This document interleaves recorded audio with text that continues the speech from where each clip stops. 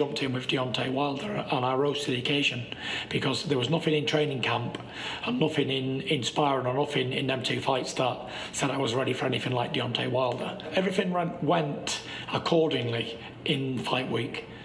It wasn't my first time on the big occasion, but it was Deontay Wilder's first time on that level. So I knew my experience would pay off in the fight and all around the fight. And I got him drawn into a mental battle of war of attrition with words, and he'd never ever done that before, and that made him a bit unstable as well. I believe I got into his mind quite a lot during the build-up for that fight, and it told on the night. I didn't feel his power ever. You don't feel punches in the face when you're boxing. Even the knockdowns, I didn't feel them. There was not one part of the fight that I felt like, oh, that was a tough shot. You either on the floor or you're not, type of thing. With Wilder, he's got that much power where you don't get that power. Oh, that was a good one. He's none of that. When he hits you properly, you just wake up on the floor. The idea in the first fight was never to knock Wilder out. It was to outbox him, give him a boxing lesson. So I was feeling fine. Round 10 had a really good round, turned the screw. Round 11, much of the same. Round 12, I probably could have went back to come out in round 12 and boxed and moved and whatever, but I had it in my mind that I wanted a spectacular finish. I wanted a big Hollywood-style finish in Los Angeles, and I went out for the kill. I landed a beautiful 1-2 on him, and I stepped back in a straight line and paid the price. We couldn't see from the angle whether your eyes were open or closed. Were you out? Yeah. For a few seconds. Wow. What's up, fight fans? This is Kurt DeVille with Counterpunch Boxing News, and I just let you guys listen to a portion of the Tyson Fury interview where he had on BT Sports, and he admitted that he was knocked out for at least 3 seconds. And I believe that. You know why I believe that? Because of what he said before. He made a good point. He said, first of all, when you get hit in the head, you don't feel those punches, and you don't. They're cerebral. This is where everything is, right? So if your computer gets rattled, it's not physically taking damage. It's cerebral damage. It's a different type of hurt. It's not even hurt. It's a different type of damage, rather. Okay. He said, and he gave it away, and he said, well, Wilder has the type of power that if he hits you properly, you'll wind up on the floor, wake it up from the floor. So that lets you know he speaks from experience. Okay. Yes, he was out for 3 seconds. But the honesty thereof that he speaks, he was out for a few seconds. But a few seconds don't count, okay? And I'm saying this for a reason. There's been many cases where fighters get hit a certain way, and because of how it appeared, the fight was stopped. And it shouldn't have really been stopped. I'm going to give you 2 examples. One that comes right off the dome. One, Zab Judah. Okay, Zab Judah got belted with a straight right. Went back on the line, like back in a straight line. Costa Tszyu, boom, hit him, done. He was down. He gets up too fast. He doesn't take the time, look at the ref, then, raise, get his feet under him. He doesn't do that. He tries to get up. Because the punch was so fast, he gets caught, he gets up, his legs do a little wiggly dance. It's crazy. It's actually humorous the way it looks, but it's the perception. It's how it looks, okay? And it looks like, okay, the way he fell, okay, he doesn't have his feet up under him, let's wave the fight off. That was premature, but it's justified. Why? Because he could say he didn't even get up, he didn't have his feet up under him. Some refs will watch you and see what you do after you fall. Because a lot of guys, like when Mike hits you, you try to get up and you're just all over the place. You know what I mean? You're just flipping around on your side and your back. You're doing cartwheels on your belly, right? But in this case, Zab Judah didn't do that. Zab Judah just got spaghetti legs and he fell back down. Now, here's the deal. When he waved the fight off, Zab Judah got up. If you look at that fight again, matter of fact, I'll leave a link below to let you guys check that out. As an example, okay? He gets up and he's pissed. There was nothing about him that was hurt whatsoever.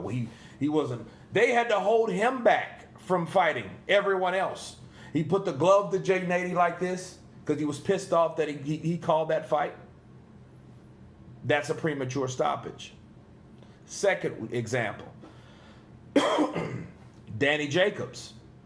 Danny Jacobs gets hit by Dmitry Pitrug, right?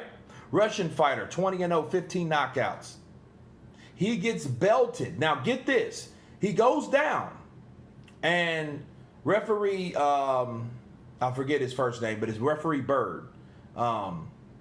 His wife's a judge, okay? Adelaide Bird's husband. He's also a ref. I forget his first name. Anyway, he sees him down. And Danny Jacobs, his eyes were open. And he was blinking. And he gets up. And the referee shoves him back down and waves the fight off. After he got to 4. Okay? Now, a lot of people will argue, well, that's what they're supposed to do, this, that, and the other. No. What they're supposed to do is what Jack Reese did. Okay? I just did a video about that.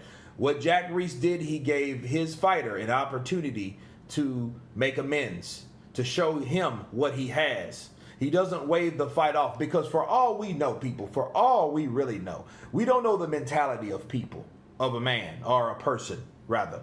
We don't know if that guy is like, hey, I'm sick of this shit. I'm sick of this guy taking punishment. I'm ready to go home. I'm getting aggravated with one of these fighters. I'm tired of this or I'm tired of that. You don't know if the referee's frustrated enough to call it early because at the end of the day, it is all up to him what happens in that fight. You know, fouls, point deductions, disqualification, right? That in a portion of the, the corners, because if the corner can throw in the towel, sure. But the referee, he controls everything else. He controls everything else in that ring.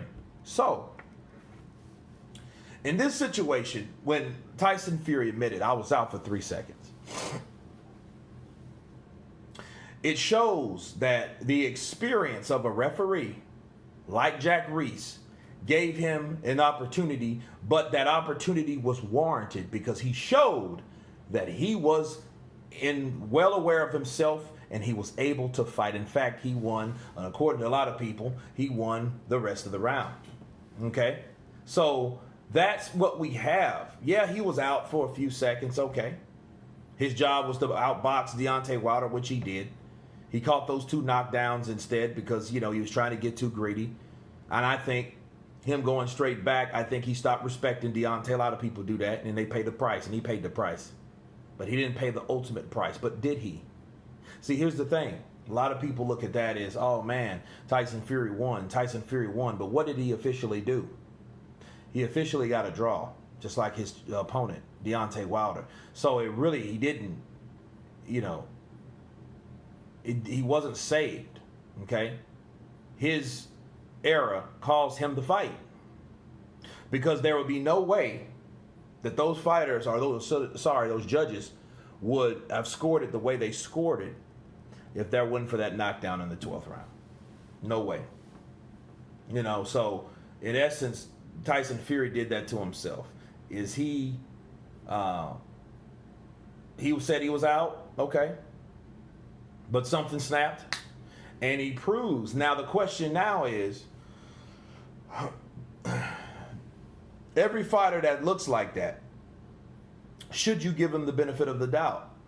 That's the question. Should that be a case where you give this guy an opportunity to get up despite of what it looks like when he's going down? Because that's all up to instinct and you're on your opinion, right? On how that fighter looks or how that in what condition that is. So that's up to you to decide. That's that referee again. That's going back to the referee's decision on that. And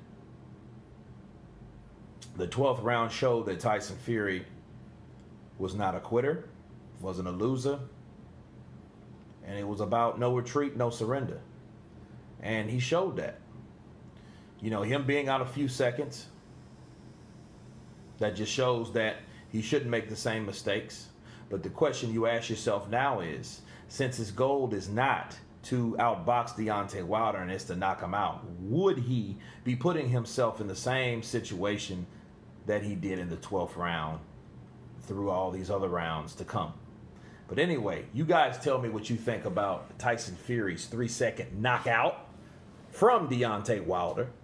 Of course, please subscribe. And you guys been Counterpunched. Peace.